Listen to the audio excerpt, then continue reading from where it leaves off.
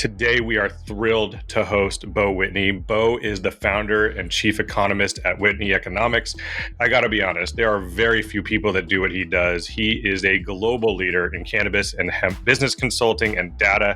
His reports are read worldwide. He understands the global cannabis market like no one else because he's one of the only people who is driven by data, research, surveys, etc. Beau, I kind of want to dive right in on some of the most fascinating research that I've really enjoyed now that I'm kind of on the cannabis side. I have a cultivation out here in Arizona, and one of the things that you wrote about in your research was that the decline in U.S. cannabis business profitability from 42% to just 27%. One of the things that you brought up that I think everybody in the business would be fascinated by is, you've written, regulators have played a key role in creating this issue, which is a very scary issue for our entire industry. Can you elaborate on that and talk a little bit about kind of what responsibilities regulators might have had in this drastic decline in profitability?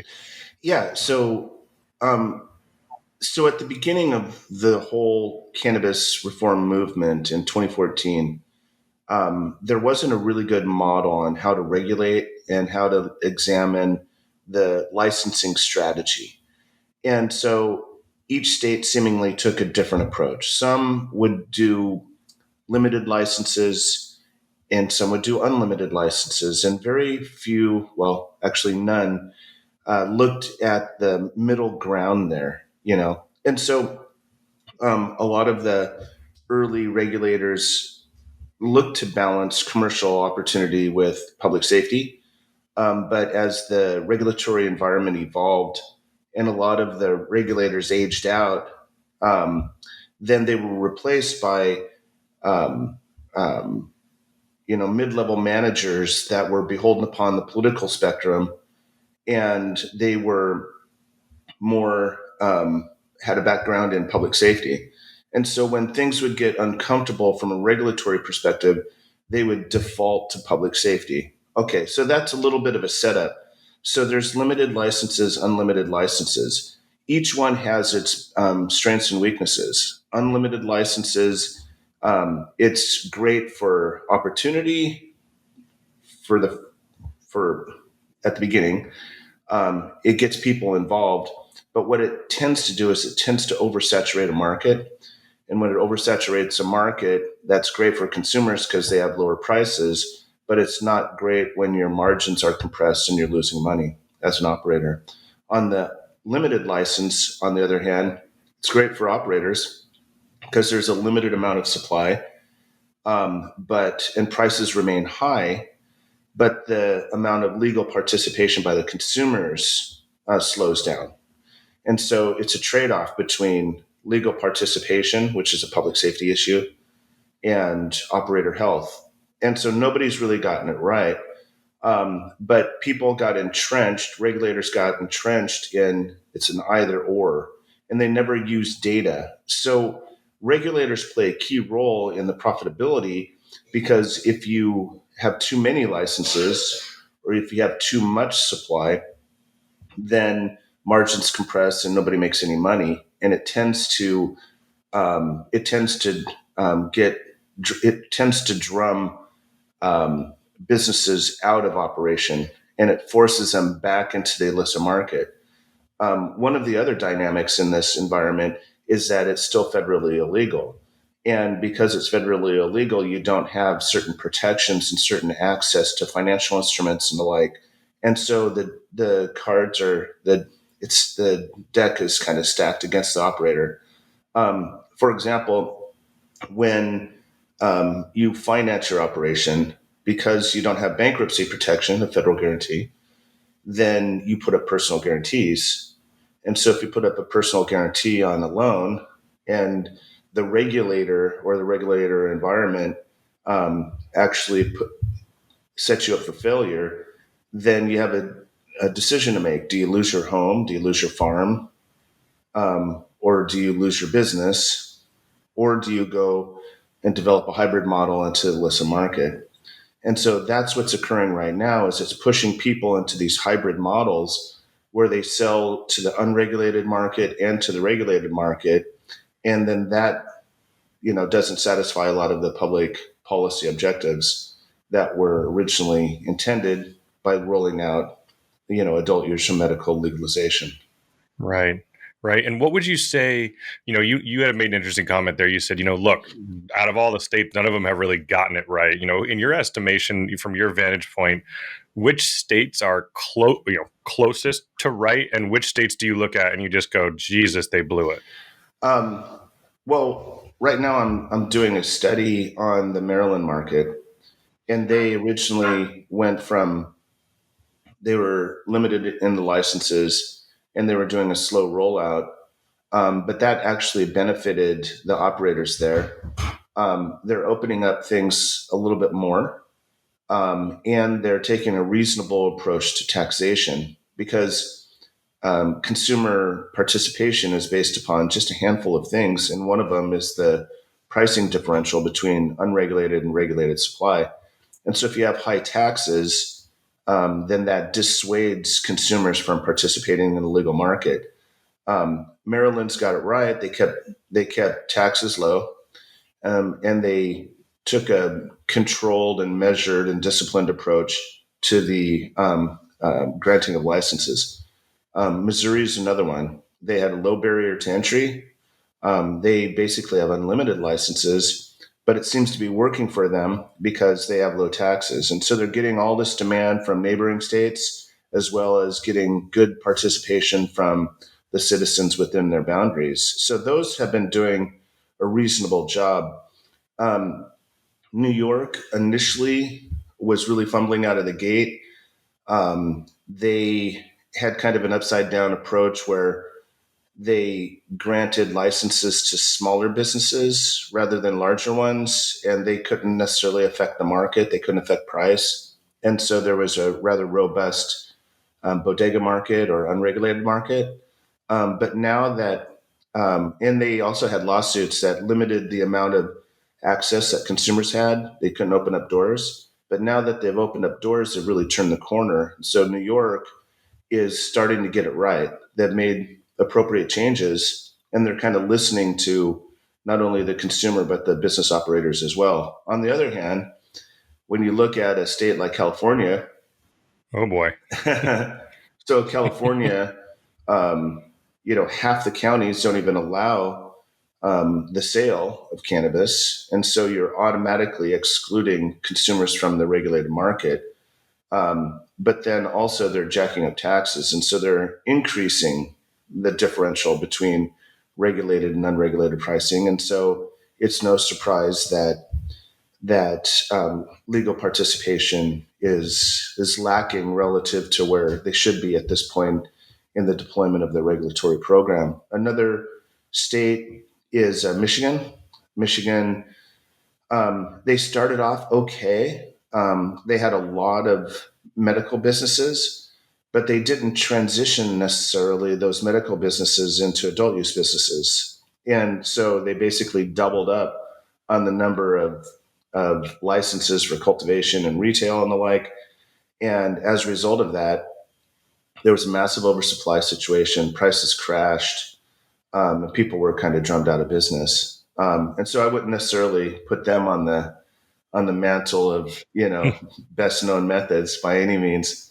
And then there's some that just continue to make the same mistakes and don't take any corrective action. And I would put Oregon in that position. I'm based out of Oregon, and they realize that something must be done, but they just are kind of frozen in place. And I think part of that may be the hope that there's a national market and that they want to make sure that the growers and retailers and brands are available to take advantage of that increase in demand if the national market opens up. But right now, it's so desperate in Oregon that I'm not sure, even if the market opened up, if anybody would have any money to do it. Jeez. And so, Yeah. and you mentioned the profitability.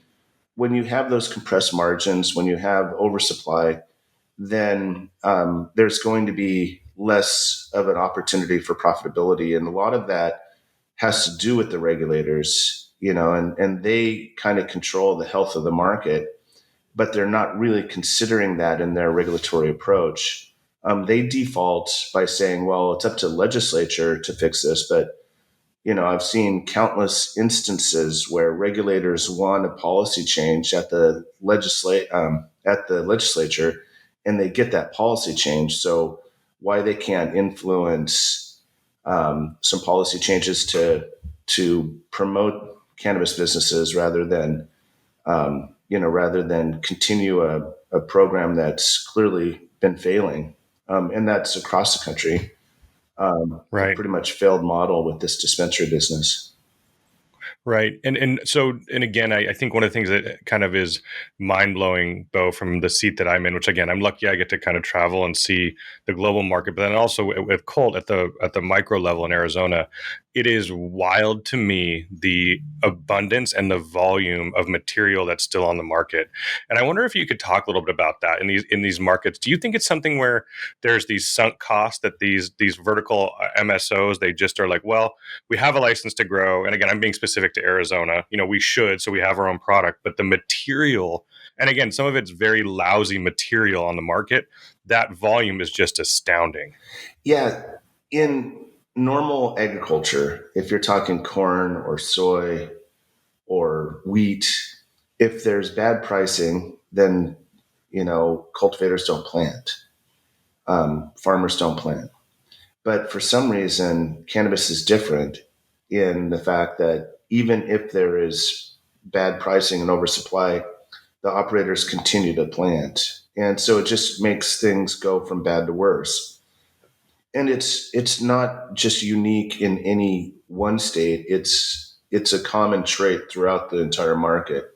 And part of that is because of the lack of protections, and so if they don't plant, they don't have revenue. And if they don't have revenue, then they can't pay for their loans, and they can't pay for their operations, and they can't maintain their licenses. And so it's because of the fact that they have to have some revenue generation that they keep planting. And then it just, like I said, it makes things go from bad to worse in the sense that they just keep on oversupplying and supplying the market. Another issue is that um, if you're not around, if you're not a supplier, you lose your shelf space at the retailer. And the retailer really controls the access to the consumer.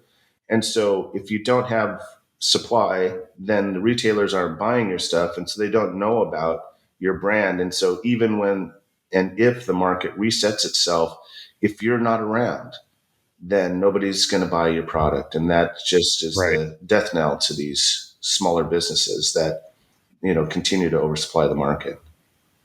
Yeah. And one of the things that I think is super interesting in your research was I was reading, Bo, that you had written, despite widespread legalization, that, around 70% of, cannabis transactions still occur in the illicit market, right? That is not great for operators like me. I mean, I'm a niche market guy. What Like concretely, Bo, what can happen from your perspective that could knock that number, say, from 70% to 35%? What are the things that maybe, or let's not even be that aggressive, let's say 70 to 50%. So half of illegal or illicit market transactions now are make up the totality. What can happen? Well, part of the issue is that there's a dispensary model that limits access to consumers. And so not everybody is inclined to go into a dispensary to purchase cannabis, especially if it's, say, a low dose beverage. They're not going to go and want to go to a dispensary to acquire that product. So you're already excluding a pretty decent percentage of the consumers, just by insisting upon this failed dispensary model. And then you've got 24 states, which is impressive, that have adult use access, but that's only half the market. And a lot of the medical ones that are still remaining in the market, like Pennsylvania is a good example, or Florida, they are still medical. And so that's limiting access to only those that have a medical prescription or a medical, have medical access to the market. So in that sense, what would help drive legal participation would be open up the market access to sell it in grocery stores and sell it in wellness centers and sell it still in a controlled manner where you're checking IDs and limiting access and testing the product and doing all that. But opening up the access, making it easier to acquire the product. That would increase legal participation, but it also give opportunities for smaller businesses at the cultivation level and at the processing and manufacturing level, because there would be more demand. You may not have great prices, but you'd have more demand, and so you could still be profitable even with those lower prices. So increasing access. The other issue is converting those states from medical to adult use, and then the other thing is just opening up the demand for interstate commerce. I think if you have interstate commerce, then if you have too much supply in a given region, then you can look at other regions in order to increase your demand, and open up those new markets. Right now, because it's siloed, meaning that whatever is grown or manufactured in a state has to remain in that state and be sold in that state. Because you have that, you have these pockets where you're oversupplied and there's no way to increase the demand. You can't drive more legal participation because, one, you're kind of stuck in this dispensary model. And then two, you can't tap into other state markets in order to relieve some of that excess inventory position.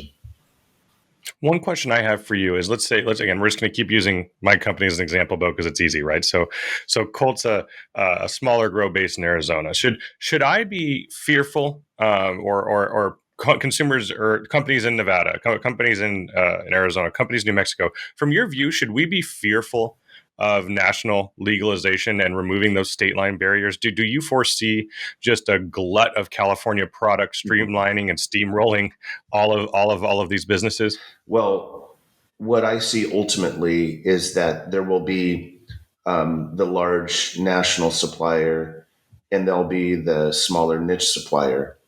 And there's room for both groups. It's just like a grocery store. You could have large grocery store operators and small grocery store operators. Each one needs each other. And the same thing applies. It's another analogy would be the craft beer market. You have your national brands and then you have your regional brands. So there's a market for that and you can be successful. What I've found, and I've also been doing a lot of traveling, both within the United States and internationally, and talking to a ton of people. And what I found is that all is not lost if you're a small supplier. Um, Assuming that you create a community and you create a network of businesses. And if you work together as a network, then you can develop your supply chain, you can develop the relationships, get the outlets, get the shelf space, and do it in a manner where you're insulated from the influences of the larger suppliers.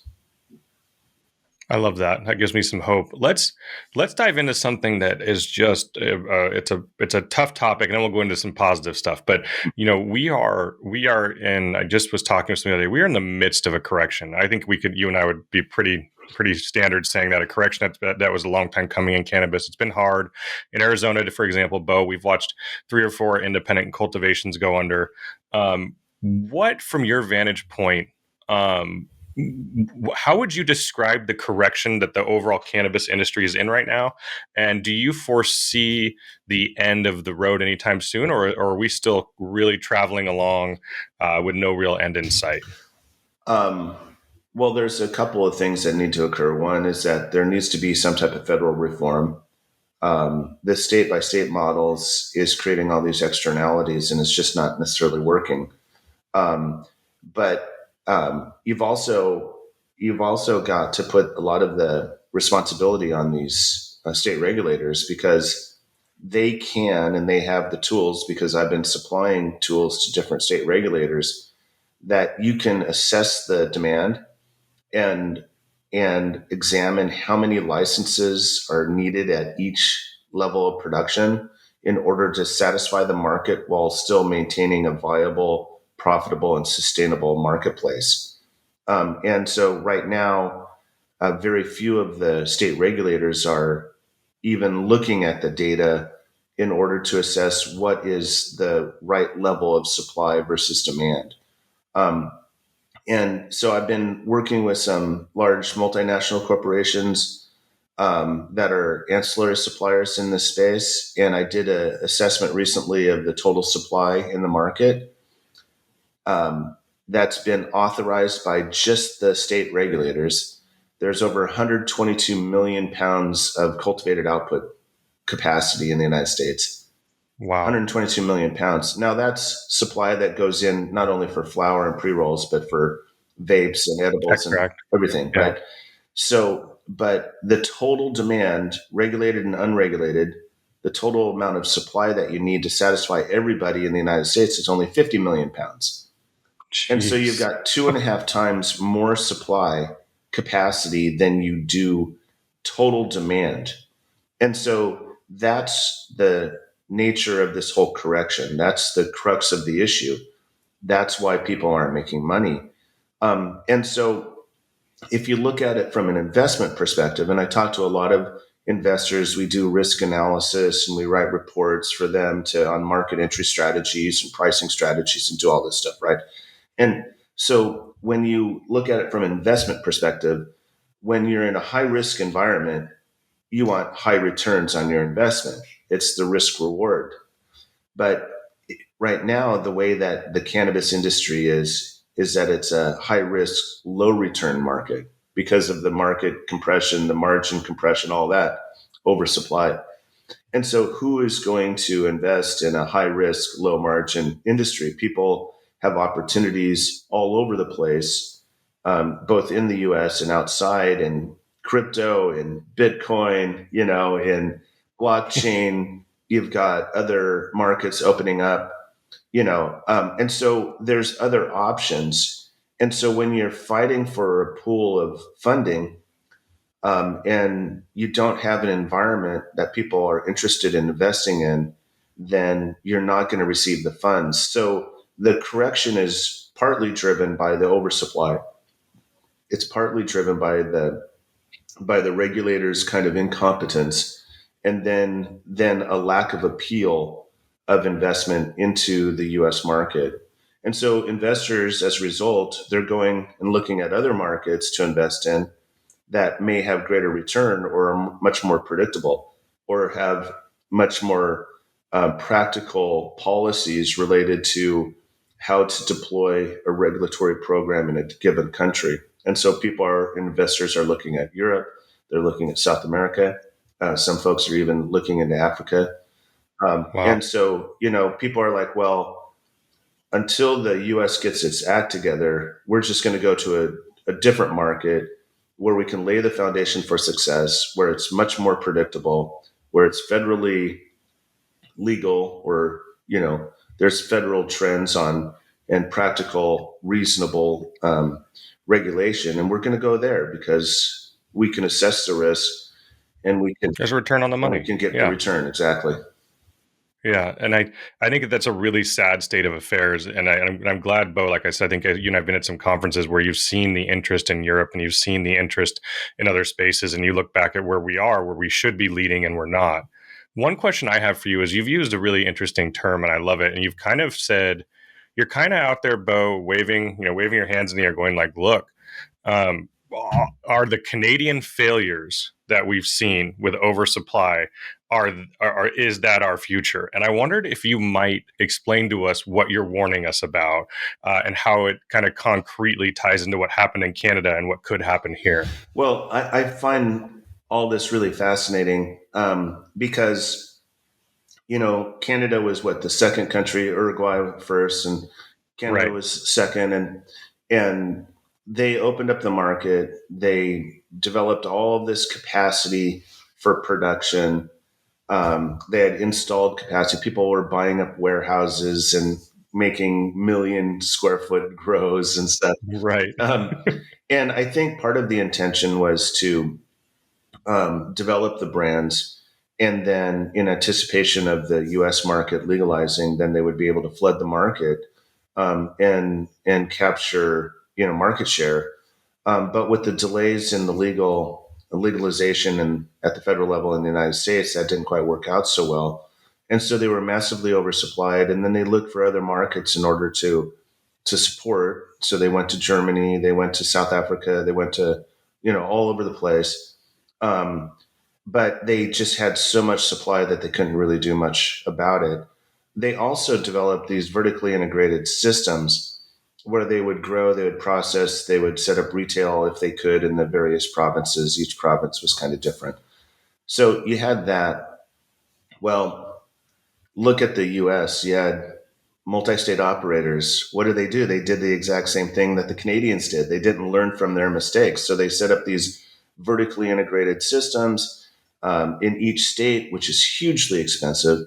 And they got over their skis in terms of their debt, structures and the like. And so the Canadians, toggling back to the Canadians, they had to divest and they had to refinance. And so what's going on right now with the US MSOs? They're divesting and they are refinancing. And so right now, I'm not seeing that they'll have too much refinancing options. There's so much risk out there that somebody will take the money, but it'll be at a very expensive cost to the MSOs. So they really didn't learn. So I think they're already there in terms of oversupplying and not having a sustainable model. So, what's the solution? Well, you've started to see hints of this in the Canadian market where they go to a low touch model. They subcontract out their supply, they subcontract out their processing, they develop recipes and brands, and they deploy their brands with the support of these subcontractors. And so you're starting to see that in the US as well. So there'll be a national MSO. They'll contract out growers in various states, and then they contract the processors, and then they share in the revenue and they share in the profit. And I think that's more the sustainable model. Quite frankly, it's kind of like ketchup. The ketchup manufacturers aren't the ones growing the tomatoes. Right. And everybody seems to use that analogy, but it's appropriate in this case because right now you're starting to see the the hunts of the ketchup or the Heinz in the MSO world starting to go and subcontract out their tomato manufacturing. And then, and essentially in this model, Beau, just to wrap it up for people who kind of are familiar with MSOs, in this model, a lot of these MSOs, for example, in Arizona, they're going to own, 3 or 4 actual physical property grows, employees, et cetera. They're going to divest out of all of that, right? And if this comes to pass, they'll just say, screw it. We'll sell all this and we'll just go find some of that excess material that's already here and link it up with our brands. Am I hearing you right on that? Yeah, but eventually the quality will degrade. Right. But in Oregon, I looked at this a year or two ago. Some of the flour that was being sold was 18 months old. You know, Oh, and God. so you've got a quality issue. But eventually, and then once the quality degrades to a certain extent, then you just extract it. But you're getting literally pennies on the dollars for what could have been some pretty high revenue generating flour, and now you're just selling it for extraction. Um, so yes, they'll acquire the old inventory, but I think this is part of the right sizing process. And Right. and if you can, one of the things that is a benefit of national legalization is it creates the same rules for everybody, at least an umbrella or a structure of rules, and then the states can manage it the way they want. But it opens up the market, and what opening up the market does is it stabilizes pricing. In the West Coast, prices will most likely go up for their supply. because they'll have a market for it on the East Coast, and on the East Coast they'll have lower prices, but prices will stabilize, and then that will be a more predictable environment for investment.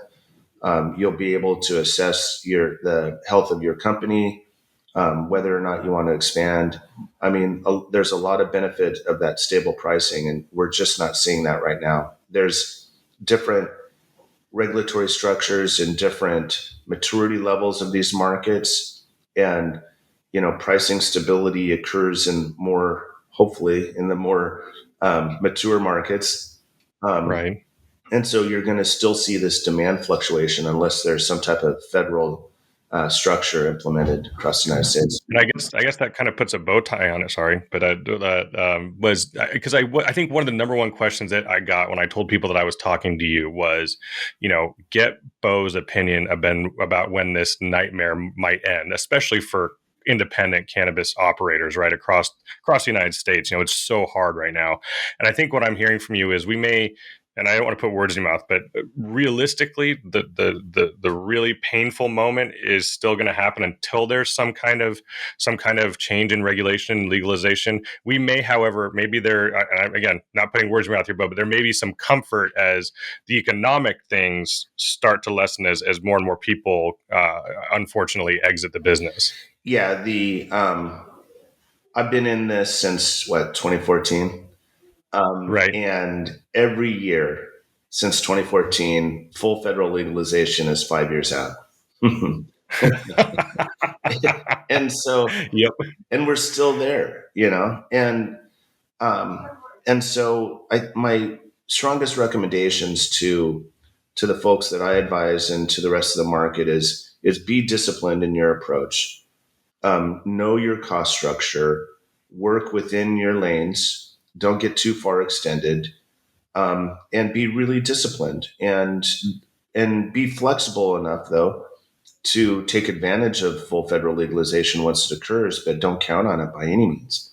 And I can't stress enough the importance of community, because I've seen a lot of small businesses being highly profitable because they've developed a community, they've developed a network, they've secured demand from retailers if they're a cultivator or a processor. The retailers that are small, mom and pop, they are teaming up with high quality suppliers, and so the smaller operators, smaller retailers are getting known for their quality now. And so there's a model there that you can be quite successful. But I think I would characterize this market as a race to the starting line. Right. A race for the reset, right? A race to see what's going to happen when it happens, which is, again, to your point, 5 years out. Um, I know, and we'll get to this in a second, Beau. I know because of some work you and I've done together that you have an exciting hemp business, but I wondered if you might enlighten us real quick. You've written that you actually are very positive about hemp in terms of and an untapped potential. You've suggested a 350 billion market just based on 10 industrial uses, right?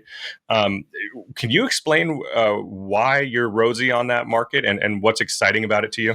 Well, you know, I've looked at the hemp market. I've been doing so since 2017, and I've been parsing out data, going to departments of ag, trying to work with the USDA, although they're not quite there yet, and really getting a feel for the market. And when I really looked at the market, there's tremendous opportunities for fiber and grain and seeds. And but right now, the whole focus on the market is on cannabinoids and intoxicating cannabinoids. And so there's this hysteria going on over the cannabinoid market, which to me is just a niche market relative to the rest of the hemp world. And so, but when you look at fibers for automobile parts, yes, hemp is in automobiles. 20% of Mercedes and BMW car parts are made from hemp. 20%. I had no idea. And then you've got plastics, you've got And then on the grain side, you've got animal feed and human feed. These are very, very large markets, and there's already a presence for hemp in those markets. It's just more a matter of developing the infrastructure and then growing the market and then replacing some of the traditional suppliers with hemp suppliers. And it's quite doable. The proof of concept has been proven time and time and time again. So I'm very bullish. Maybe not so much on the intoxicating side, Right. but definitely on the fiber and grain side. Now, that's not to disparage the cannabinoid side of things. When I did a survey of 40,000 businesses across the United States, um, I determined that conservatively it was a $28 billion market. And this kind of blew people away. Originally, people were looking at the output from Charlotte's Web, and then applying a certain level of consumption to consumers across the United States, and they were coming up with like a $2 billion market. And so when I came out with my $28 billion handle, people were like, "No way, we don't Whoa. believe you." And so I'm always very open about my methodology, and people were like, "Huh, actually, yeah, that makes sense now." And so I was really kind of reluctant about getting into examining the cannabinoid market, but the more I do, the more fascinating it gets. Now, there initially wasn't much of an intersection between the marijuana market and the hemp market. Um, and so I was somewhat dismissive of that, the competition, and the concerns of the higher THC cannabis operators.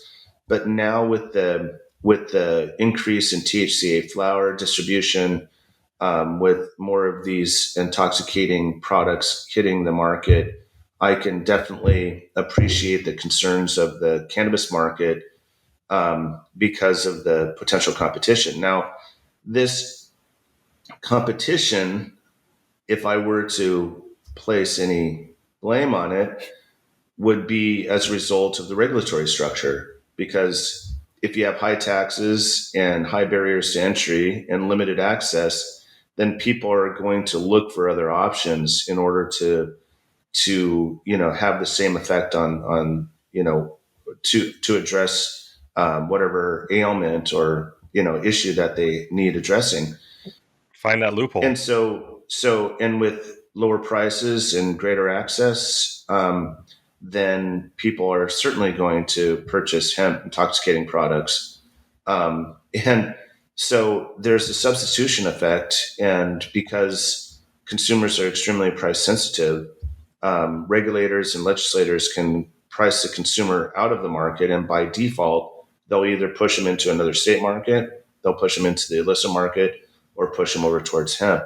So the whole state by state interventions that are occurring at the legislative level, these are not going to be effective, in my opinion, because the states are trying to address an issue that can only be solved at the federal level. And Right. so really, we need Congress to step up. We don't need entire bans. We need reasonable approaches. And I think the higher THC adult use and medical market can learn a lot from the distribution models that hemp has already created, because this is how you get legal participation.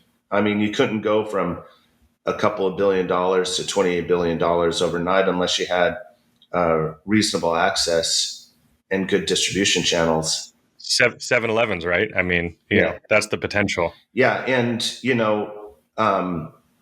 there's all this discussion about access to by the youth of these intoxicating hemp products. But I've actually submitted a public records request to the Arizona Attorney General because she's been stepping up enforcement against hemp operators. And I was like, okay, how many of these have had violations? How many of them don't check IDs? What is your compliance rate?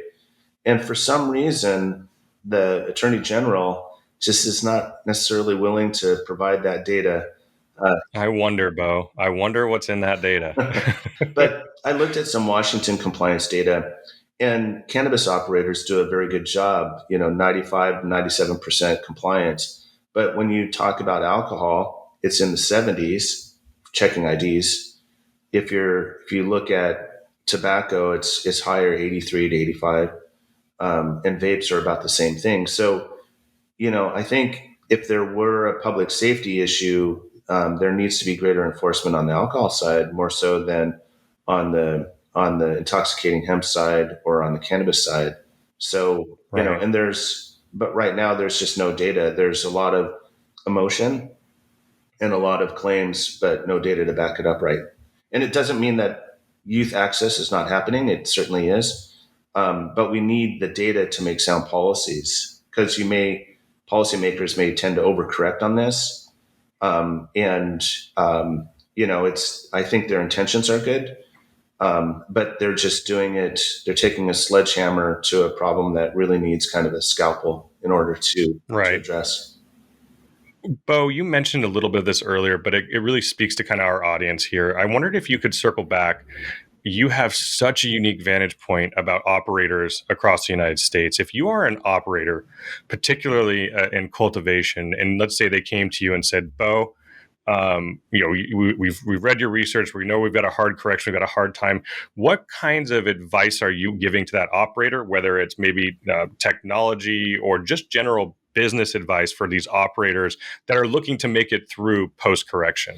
Well, what I would suggest is that I've got some data, so call me up. I've got data, right?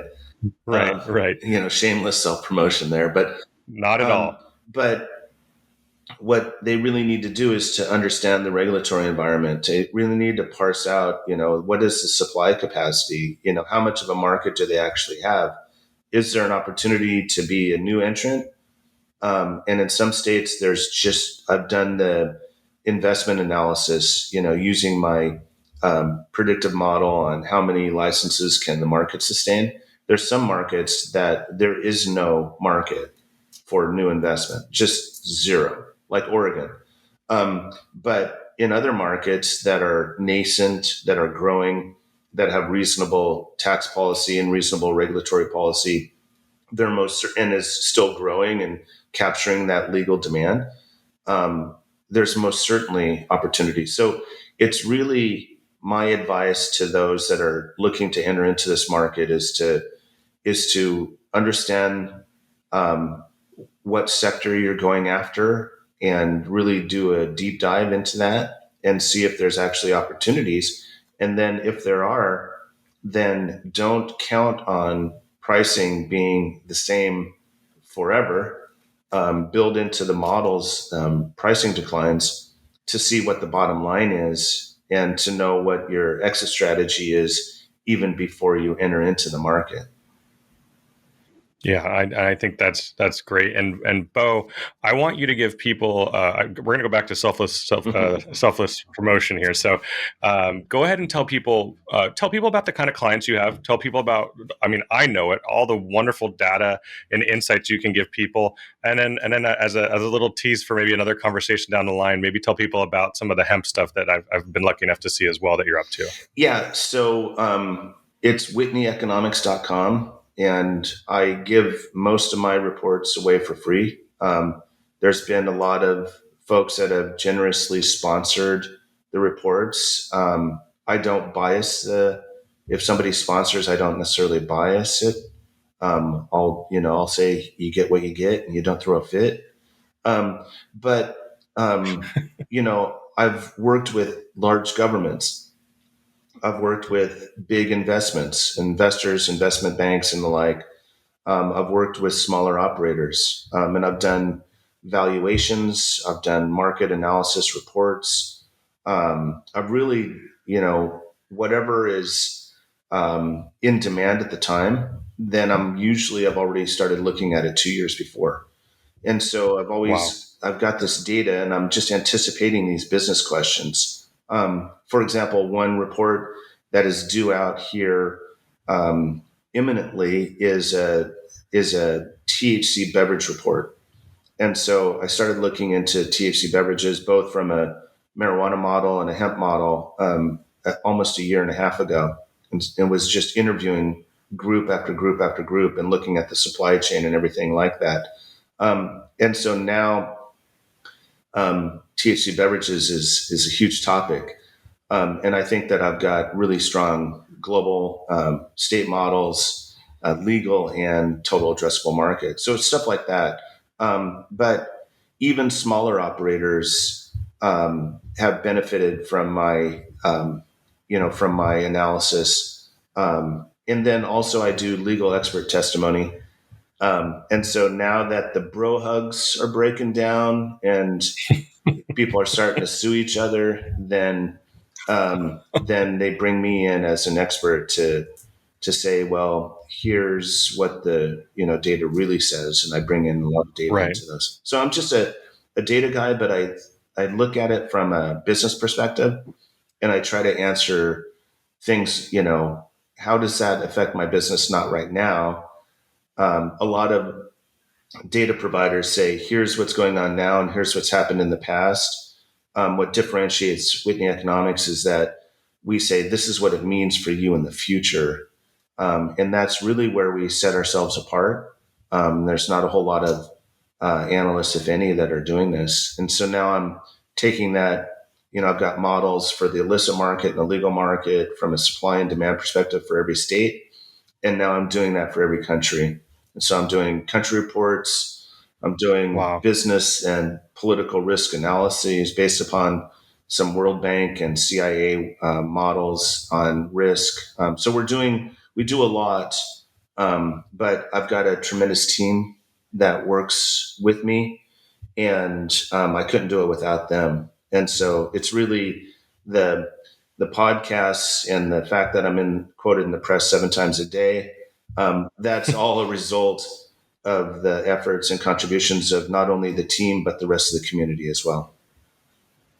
Well, Beau, it has been an absolute pleasure. On behalf of the whole team here, we're thrilled to have you. My advice to anyone who has not had a chance to interact with Beau, reach out. He's very generous with his time. And if you are in this business and you're not reading or following Beau on LinkedIn, do it.